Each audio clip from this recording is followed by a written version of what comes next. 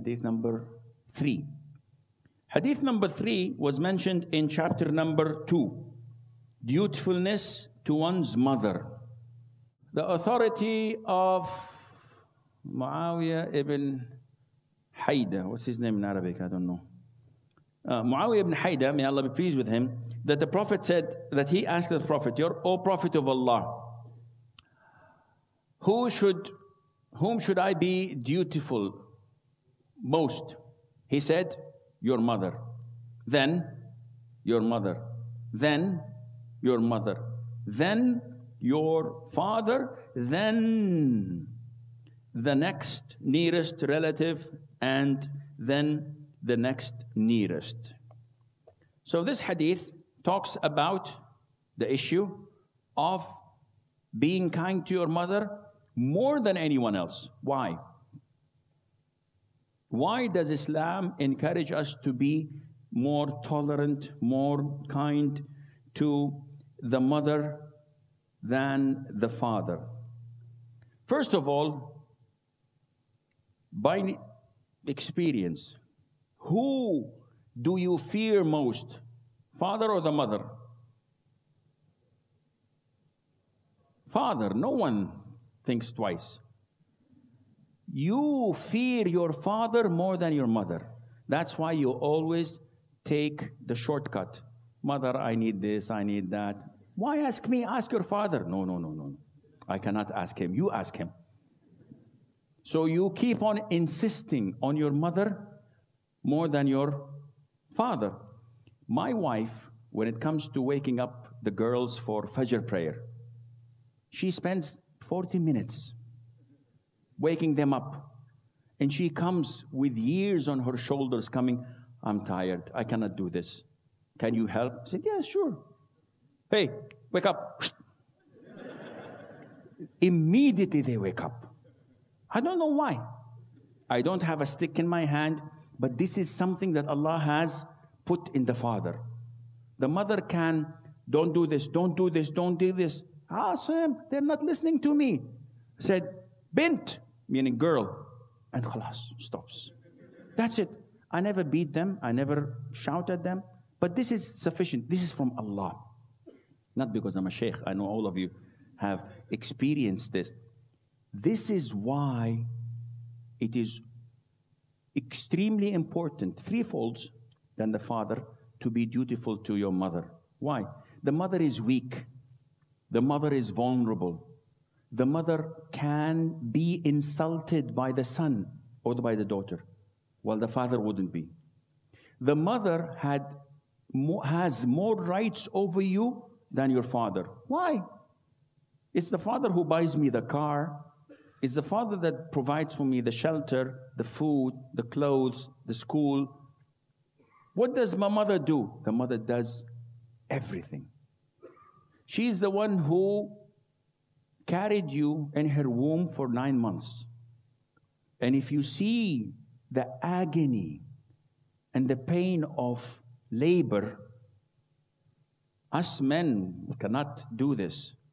Can you be with your wife in labor time? No, I cannot. I sit and cry next to her. I cannot do this. Yes, I can go to the gym and I can work out for 2 hours without her. I cannot have the pain she's having. And after that, sleepless nights for at least a year. When the child is suffering, stomach ache, breastfeeding, not sleeping on time, I usually kick my wife out. Say, live next door. And they say, I have work, I have to sleep. She has no problem. So all of this, and you go on from year 1 or 2 until you are a grown-up man, and she cares for you. Whenever you're sick, whenever you're hungry, whenever your clothes need ironing, whenever you have a problem, you don't go to your father and say, Father, I met this girl and I love her. He will smack you in the eye. You'll go to your mom. He says, how old is she? Where does she come from? She is affectionate. She has a lot of feelings for you. She loves your success, and she loves you when you fail. Your father loves you only when you succeed. When you fail, you're not my son. You're somebody else. But now, when you are doing well, he loves you. Your mother loves you no matter what happens. Even if you're a drug addict, even if you go to prison, even if you are the imam of al-haram, she loves you. And you're always her child until you get married. Then you're someone else's child. This is why she's jealous from her sister, from her daughter-in-law. And problems come. This is not our problem anymore. Let's not go into that. So, being dutiful to your mother is extremely important in Islam. In the book, Al-Bukhari, Al-Adab Al-Mufrad, there is a hadith, beautiful hadith. It's not with us today. When Ibn Umar, may Allah be pleased with him, was in Hajj, and this Yemeni man from Yemen has his crippled mother on his shoulders. So she's like 40 kgs. Nothing much, but imagine carrying her all the way and putting her on your shoulder. And he's doing tawaf. And while doing tawaf, he says in poetry, إِنِّي لَهَا بَعِيرُهَا الْمُذَلَّلِ إِن تُذْعَرْ رِكَابُهَا لَمْ أُذْعَرِ. He's boasting, saying that I am my mother's humble camel. If all the rides around are scared, I am never scared, and I'm always carrying her with bravery.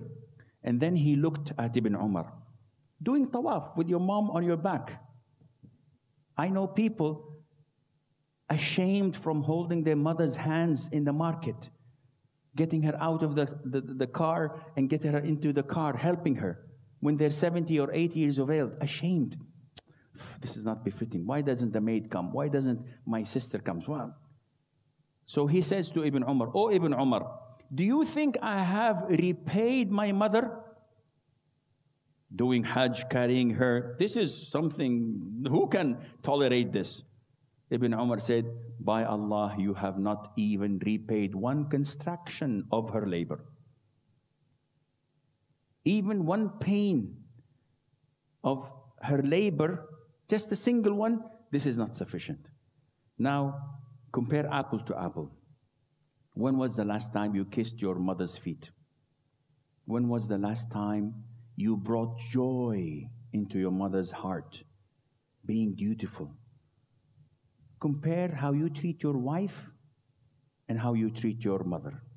I will not go into rights, because this would require probably a different workshop and it will make people angry. However, this is important for you to think.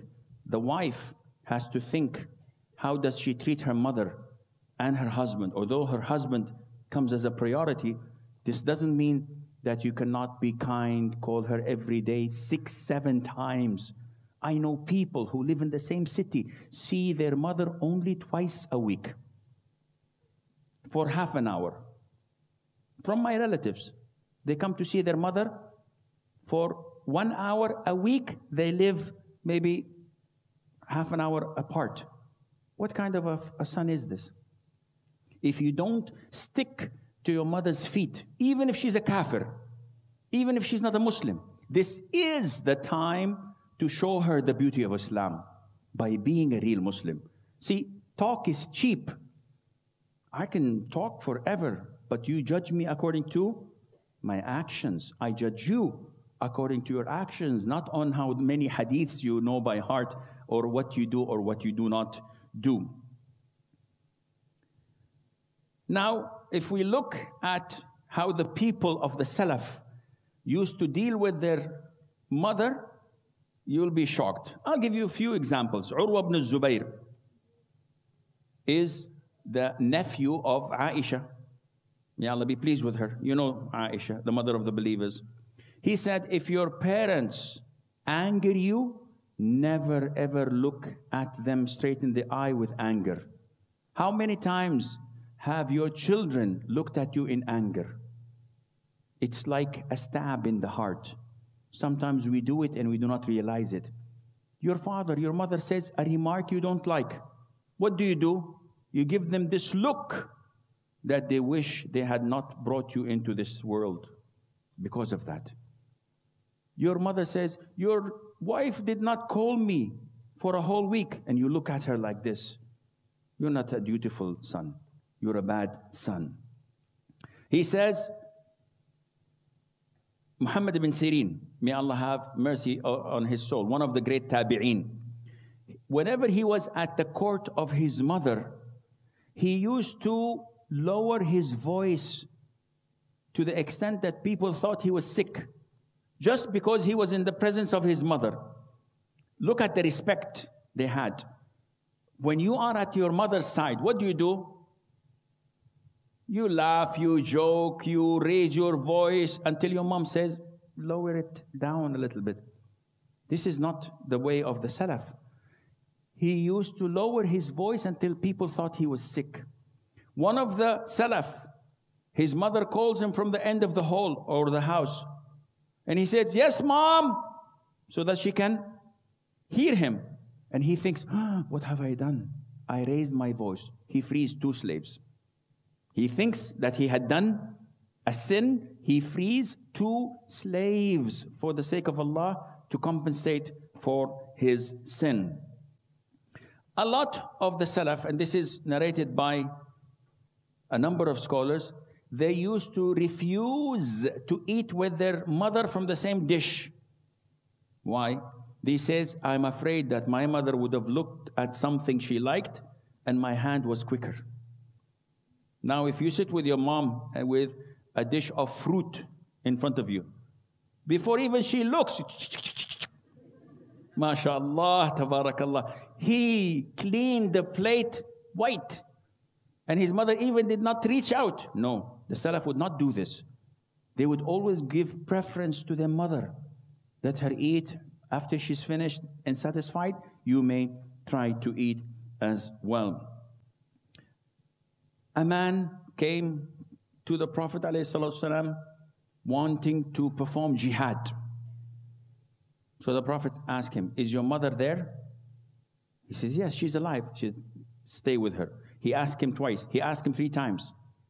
And then the Prophet told him, stick next to her feet because paradise is there. Now, compare this hadith to the many youngsters who come and say, we want to go to Syria for jihad. We want to go to Iraq for jihad. We want to go to Afghanistan. We want to go to this and that for jihad. MashaAllah, good. What did the Prophet say, alayhi salam? Stick close to your mother's feet. Shaykh, this is difficult, wallah. To stay next to my mother's feet and obey her, this is difficult. I'd rather have a bullet. This is strange. People do not understand Islam as it's supposed to be. There are priorities. Follow the priorities, you enter Jannah. Follow your own priorities. I don't guarantee that you will enter anywhere you want. Now, one would say, my mother is evil. There are evil mothers? Yes? Are there evil mothers? Astaghfirullah. Yes, there are. This is a fact of life. However, this is your test. I get so many phone calls from sisters crying, from brothers complaining of how evil their mothers are. And they're right. But this is their test from Allah. If your mother was kind, loving, compassionate, and willing to do anything for you, where is the test of being dutiful? You have to be respectful and dutiful. The test is when it's the opposite.